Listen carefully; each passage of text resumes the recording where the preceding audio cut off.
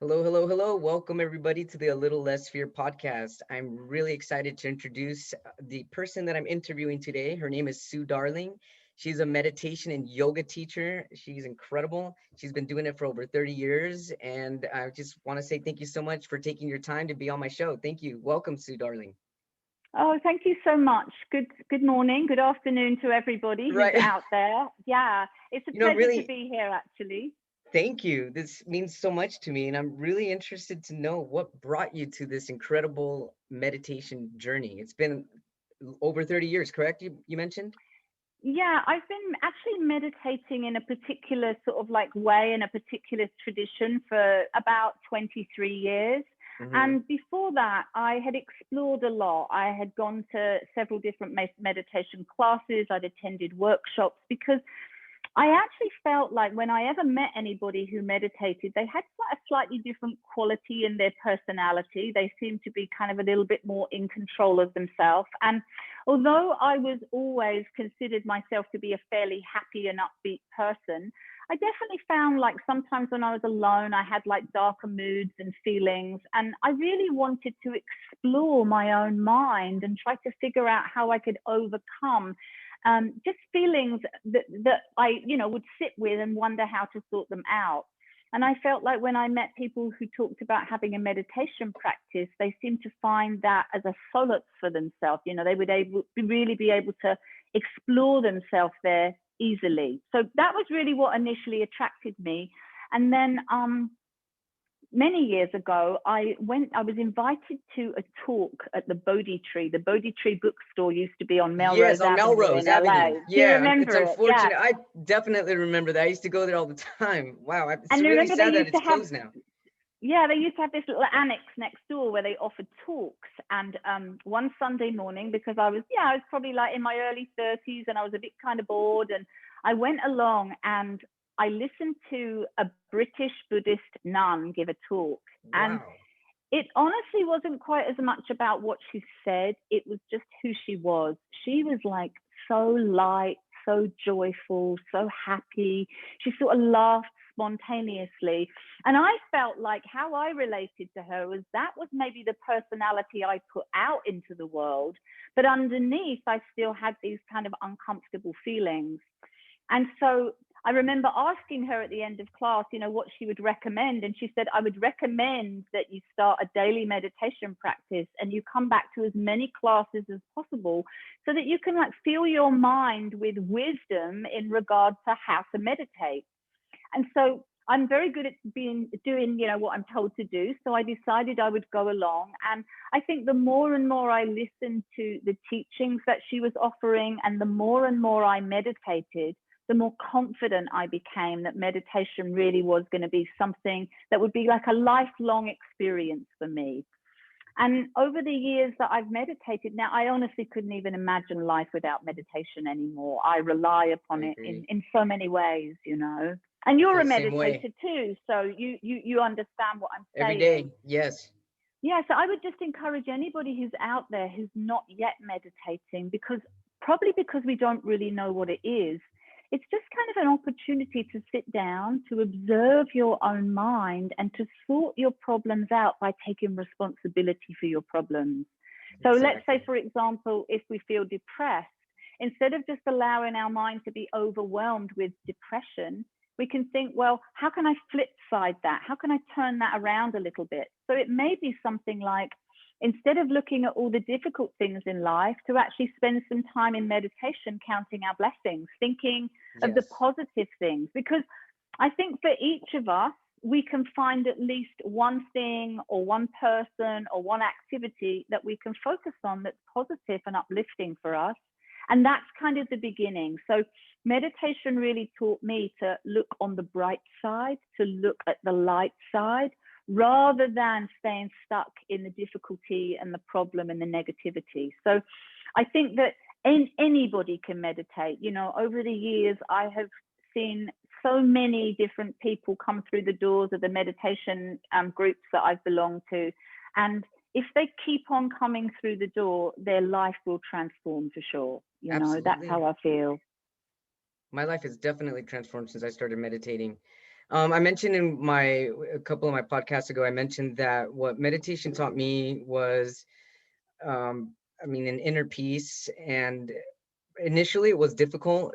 Initially I was one of those that you probably heard before, where meditation's hard for me. I can't get my mind to focus, or my mind is Yeah. going a million miles a minute. And then I was just able to, with time and practice, basically hone in on my thoughts and focus, and being more, have more positive intentions, and create a space for myself that I didn't even know existed.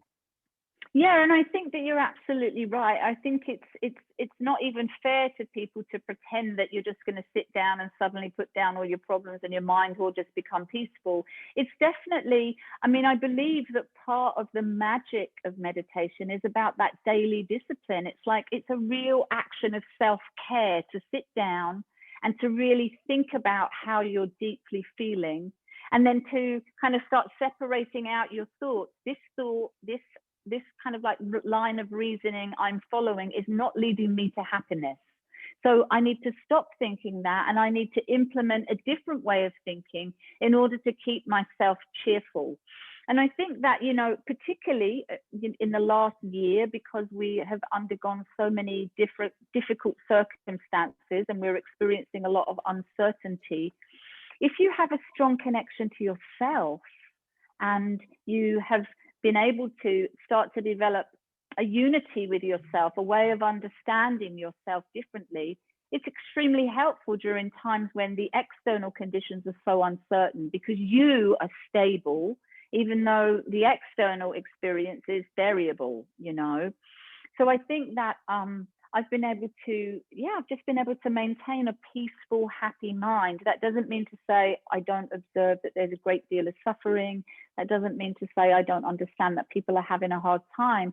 If anything, because my mind is quiet and more relaxed, I can empathize with others more easily, and I can reach out to try to help them because I'm not experiencing the same mental turmoil that perhaps other people are, because my mind is being trained every day not to rise to that, not to follow that, not to be disturbed, you know. So I think meditation for me, definitely in the last year, I have even more deeply appreciated the value of it, you know.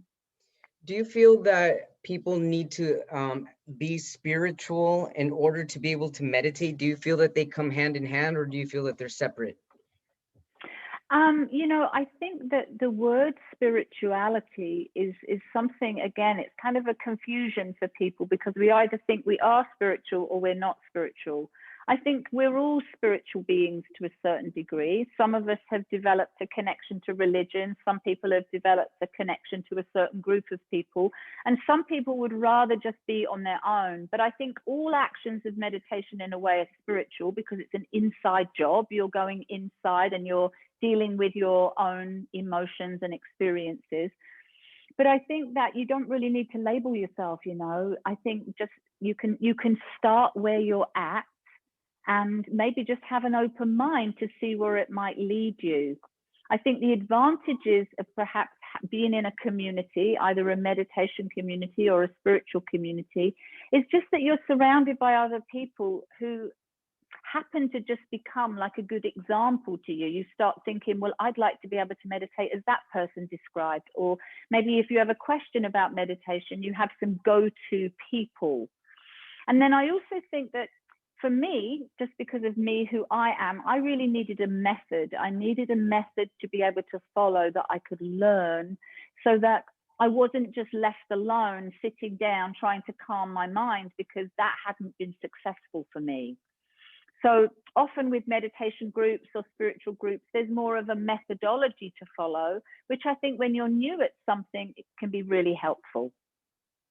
You said that you needed a message A or method, a method. a method. You Got know, it. like, Okay. yeah, like, you know, like to know what to do, because if we look at somebody meditating, we see them sitting there, perhaps with their legs crossed and their back straight, and it looks like they're having a wonderful time. So let's say we go, okay, well, I'll sort of imitate that, and we sit down and we cross our Yeah. legs and we lift our chest, and nothing happens. We're just like, oh, it's the same Right. miserable me, you know.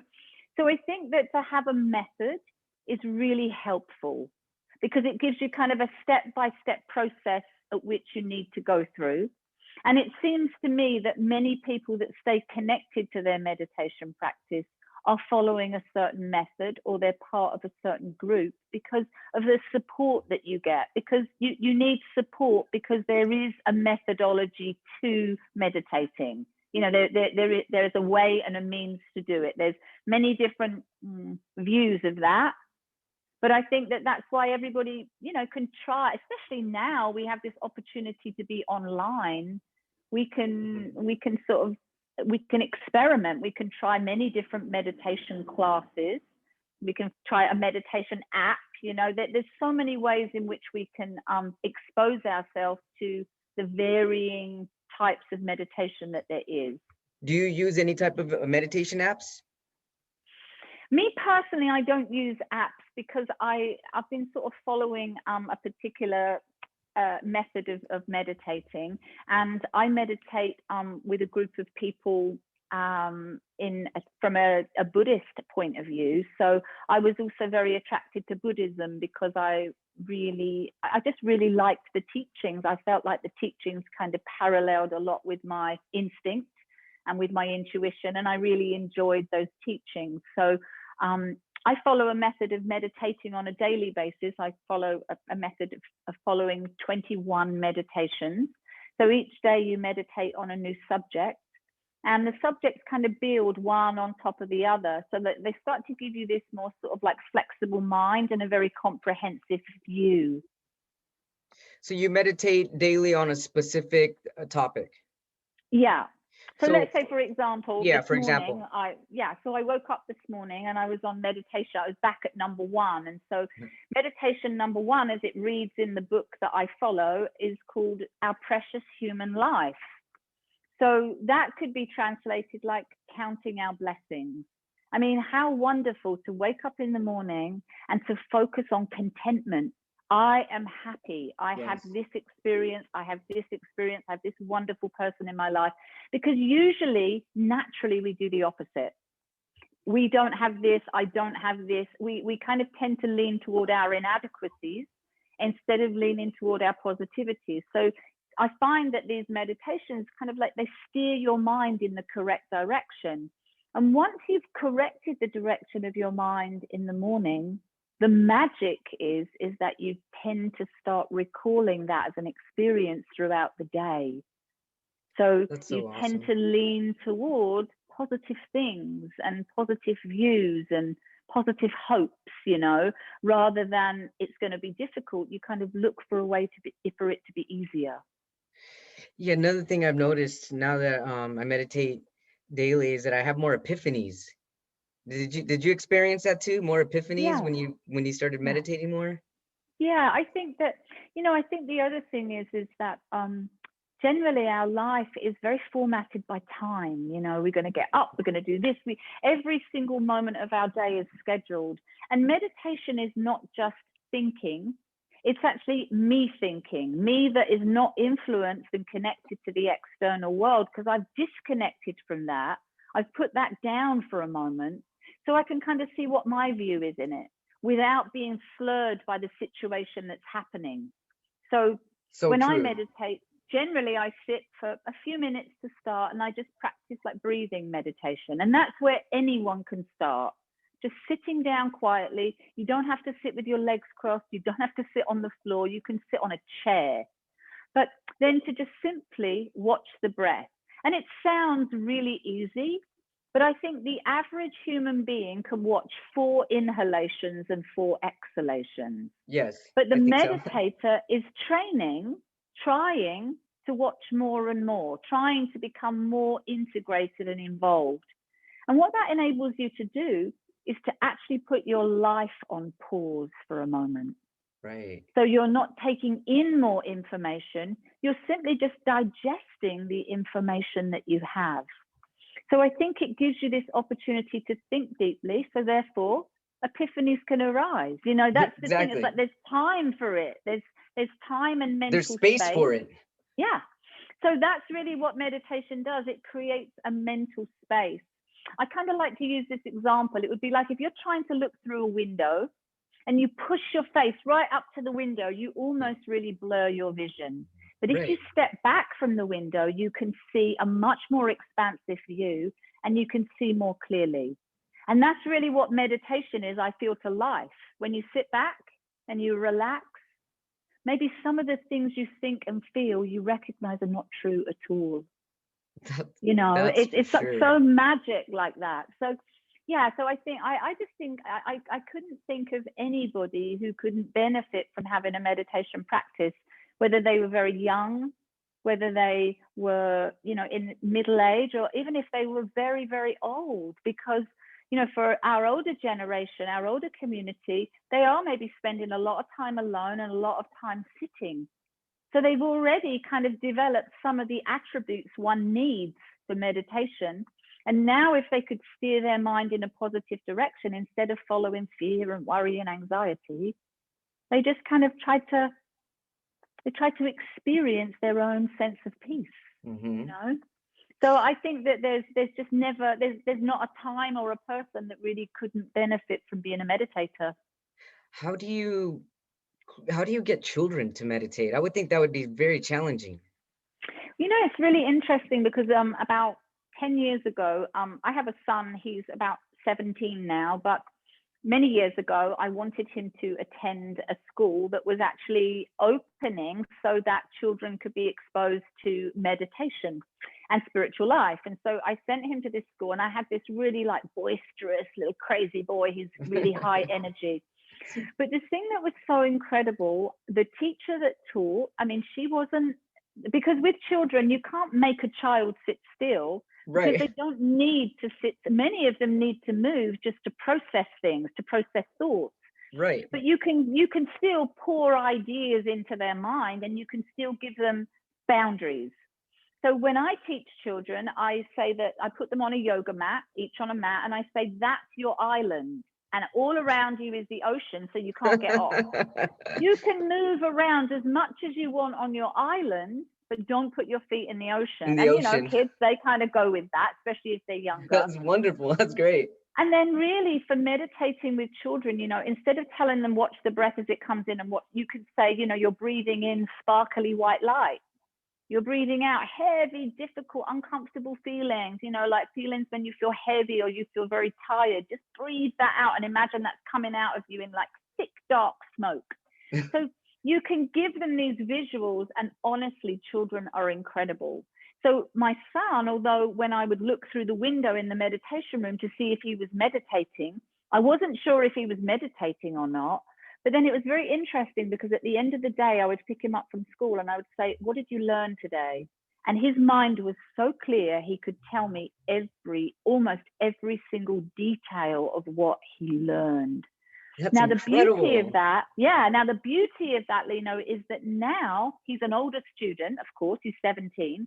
He doesn't meditate officially anymore necessarily. He relies upon meditation when he gets upset. He relies upon meditation when he has a problem, and he still has that skill to be able to recall what he learned. This is So amazing, you amazing can stuff. teach a really young kid, you can sort of set them up mentally, and then that just becomes their habit. That just becomes like a mentally ingrained habit for them. So What an I'm excellent sure habit. that one day, yeah, I'm sure that one day he'll come back to meditation, you know, and Sure. at least I know he relies upon it when he really needs it. That So must make you feel good too as well. yeah, yeah, I mean, it's a great thing. It's a great thing because, you know, I say to my son, I can give you many things in life, but if you learn meditation and yoga from me, then I'm giving you my greatest gift, What because about that's happiness, you know. what about the geriatric population? I would think Well, that meditation would be incredible for them. really incredible. I mean, I think that, you know, as one gets older, perhaps when we get into our latter years, there probably seems to be very little to look forward to except perhaps impending sickness and death. You know, that's kind of what's Right. on a lot of people's minds when they reach a certain age. And I do feel like because meditation allows you this time to really deeply think, there's also a very broad space in there for the acceptance of things Mm-hmm. and how they're going to be, and the things that are yet to come. So, and also upon reflection of that, making the very most of your life and your experience now. So, not just sitting around waiting for the inevitable, but actually enjoying every moment of life, because you become really awakened to life in a different way. So, I've worked with many groups that people that are in their sort of later years, and I've always gotten incredible feedback. And when my mum was passing away, my mum was a meditator. When she got very sick at the end of her life, and when she was passing away, she was able to speak very openly about how she was feeling, and so she didn't sort of stuff her fear, but she was able to express it. And then she could use her meditation practice to just kind of quiet her mind and keep herself calm. So it was really beneficial, actually, really beneficial. Is there such a meditation practice for end of life, people that are in their end stages of life? Yeah, I mean, there are many, particularly in the Buddhist tradition, because in the Buddhist tradition, there's a long-term view of this life, and there's, the acceptance and the inevitability of death.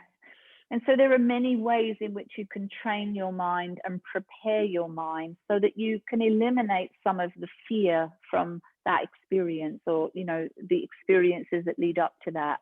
And yeah, very successfully, there are many people don't even find out these kind of methods perhaps until they reach hospice. But meditation is taught a lot, and positive thinking in hospice is it's a very popular thing for people to learn. I think that would be excellent. I hope that when I'm in my end of days, that I'm definitely using that time to meditate and focus and Yeah. take myself to the Pure Land, if that's an Yeah, option, hopefully. exactly. Yeah, of course it is. Yeah, I mean, it's like we have to think it first for anything to be possible. But I do think if you're able to keep your mind on a positive track, you have a healthier life, you have a healthier body, your organs don't, I mean, because our thinking deeply affects our physical body. Yes. So we can positively inform our body, or we can negatively inform our body. So I think that definitely yoga and meditation positively inform the body.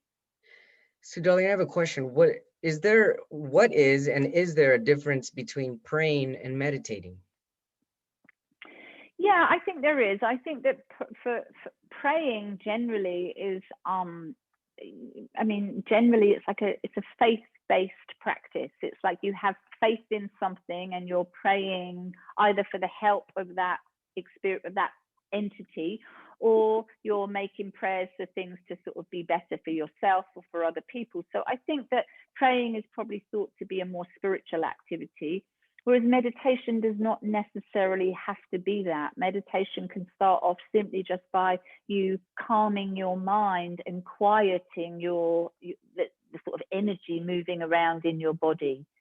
So I think that maybe they fuse further down the path. Like the more you meditate, perhaps then you have a stronger inclination towards prayer, and you start to really think about the power of prayer, and the power of that kind of positive energy. But I feel like, so as not to put anybody off, it's like anyone can meditate, really they can. I agree with you. Definitely, anyone Yeah. can meditate. And what is something you want our audience to know that's important towards life's purpose? Well, I think the one of the things that's really always kind of like struck me when I started to slow my mind down was to just recognize how important everybody is. So rather than thinking, in an egocentric way that the world revolves around me, I started to really kind of like look out into the world and recognizing that helping other people and being kin to other people is what really makes life very meaningful and valuable. And I think in the last year, probably many people, Lino, that had never even thought about that, have thought about that a lot, because they've perhaps been cut off from the company of others or spending time with their families. So I think that perhaps through this pandemic, we have started to come back to a different kind of set of values and to see what is important I've to us. noticed that. Yes. Yeah, so I kind of believe that that is something that is really valuable that I've gotten from meditation. And yeah, I think that it's just a better way of life, because I'm never alone. I never feel alone. I'm always connecting to others, and looking to help them, looking to try to be of service to other people. And I think that for me, that's what makes my life feel meaningful. And as long as we're looking out to be of service to other people, there's really no room for loneliness at that point. Not at all. No, absolutely. There's just not. So yeah, thinking of others really helps us. It sort of helps us step out of ourselves, and we probably all want to do that anyway. Right, we do. Well, thank you so much for being on A Little Less Fear podcast. I really appreciate your time. And I'd like to invite you in the near future when I cover my segment on exercise so we can talk about yoga and the Oh, many, I'd love many, to. many years that you've had experience with it. That would be wonderful. That would be really wonderful. And so, just tell me again, what's the podcast called? This is A Little Less Fear podcast. You know, last week, I'm going to say this last thing. Last week, somebody told me, a client of mine told me, we were talking about fear. And she said fear to her, a long time ago, someone had told her that this is how you can think of fear. And it's false evidence appearing real. Wow. False evidence appearing real. That's what that was fear fear is, to her. said. That's interesting, huh? Uh-huh. Yeah. So I think that's a good one to think about in meditation. Absolutely. There's always such great topics in meditation. I love it. Thank you really so much, is. Sue, darling. You're very I'm wishing you welcome. many blessings. Thank you for your Thank time. you. Thanks for and your blessings service. to everyone who's listening in. I hope you all stay safe and well, and you get down to your meditation practice soon. Yeah, I love the light energy. Thank you so much. Sue, you have a beautiful Thank day. you. Yeah, it's wonderful. Thank you so much for your help. Take care. Thank you. Bye. Bye-bye. Bye. Thanks, Sue. Thank you. That was lovely. That was amazing. The time went by so fast. I know. It's like it's 27 minutes past. Oh my gosh. I'm Well, sorry, that my was cat really kept nice. getting in the way, but it seems like every time I do a podcast, my cat wants to be up in my business. Yeah, I think they're really attracted to energy, right? They just kind of feel like energy rise, and they're like, I want to get in on that. Yeah. It's very. I thought you were very professional. Like, get off. So you'll have to visit my website. Yes. What is your website? It's Sue Darling Elevec. So the last name is ELIVIQUE.com. ELIVIQUE. Yeah, .com. And how do you pronounce that? Elevique? Elevic. Elevic. Yeah. .com. Yeah, Darling's from my first husband, Elevic's from my second husband, and I'm not married anymore, so I might get 3 names in the future. You never know. But it's going to be a really exotic one, otherwise I'm not adding. Yeah, it is. So okay, so is that okay for me when I start create for our marketing to market our interview? I'm gonna put a picture of you. If you have a picture of yourself meditating or in your yoga studio or whatnot, send it to me. And then I'm also gonna include your website, and just to make sure I have it correct, it's Sue Darling, ELIVIQUE.com. That's right, yeah. And for you, on that website is my schedule. So you just go on, great. choose the time, and then you can email me and say, hey, Sue, I think I'd like to join your class on Wednesday. I will send you a link the night before, a Zoom link. You just hit it and you'll be there. I'll also send you kind of a rundown, because in Iyengar yoga, we use like lots of props. You can see that there's ropes hanging on my wall, like people hang upside down on the ropes and all of that. But you won't be doing any of that in your own house. But there's like chairs and blocks and straps. So I'll just suggest to you some household items that you could use. Great. Because you don't have yoga props, just so that you can support yourself properly in the poses. I'm looking forward to it. And then you just give it a try. That's it. You just see, I'll try it, see if I like it. If you don't like it, the great thing is, if you don't like the style, you know what you don't like. So that's helpful too, you know? Exactly. I love how you think. That's what I say. Well, thank you for this opportunity. It was really nice. Thank you so much. And I think it's amazing that you do a podcast. It's cool. I'm actually going to do a podcast myself. I just haven't gotten around to it yet, but it's on, on the list of many things that I'm going to do with my life, but I haven't got there yet. Well, you have a fantastic voice and you have a great stage presence. So anytime you want advice on a podcast, how to start it up and everything, I'll give you all Oh, that. thank you. Oh, Sure. that would be, that would be super helpful because, of course, there's a way to do it and to just do it sort of well. And yeah, I mean, I like you. I just want to help people. I feel like there's so many people right now that really, I mean, they're just really in a desperate situation, and it might not be a desperate physical situation, as in they've got a house and a car, but mentally. People are just sinking, I can see that. There's all this controversy, the test or not the test, COVID or not the COVID, the vaccine or not the vaccine. Right. It never ends. And, we probably really should bear in mind that the COVID-19 is one pandemic, but we don't know what's coming next. No, we don't. So we have to prepare, like we have to get strong where we're weak. And I think a lot of people are mentally weak. They haven't spent a lot of time thinking.